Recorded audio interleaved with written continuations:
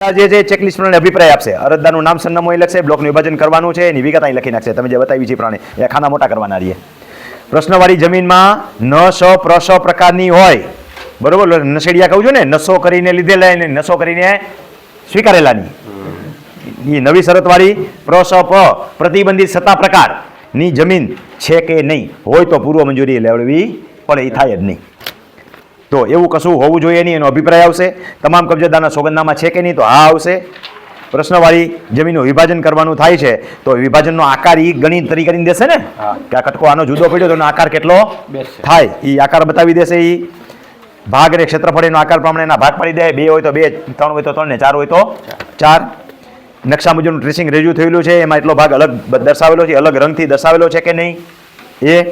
આ વિભાજન કરતી ટુકડાધારીની જોગવાઈનો ભંગ થાય છે કે નહીં, તે ભંગ થવો જોઈએ નહીં. નહીતર પેલા પિયત કરાવી નાખવાનું. પિયતનો આને હક છે, એ સોગંદનામામાં લખી નાખવાનું. 1 એકરથી 2 એકરથી ઓછી થતી હોય તો.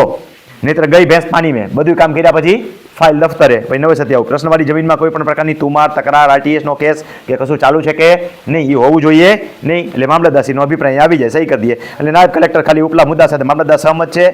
ક્યાંય પણ ના આવી હોય તો એ લખી નાખે ના, એક જગ્યાએ ના આવી હોય તો હા, બધી જગ્યાએ હા આવી લખી નાખે હા. પ્રશ્નવાળી જમીનમાં કોઈ અપીલ તમારે ક્યાંય ચાલે છે, ના આવી હોય તો લખી નાખે ના, હા આવી હોય તો હા, અને પોતે નિર્ણય કરી દે મંજૂર કે ના મંજૂર, બરોબર. અને આના આધારે નોંધ દાખલ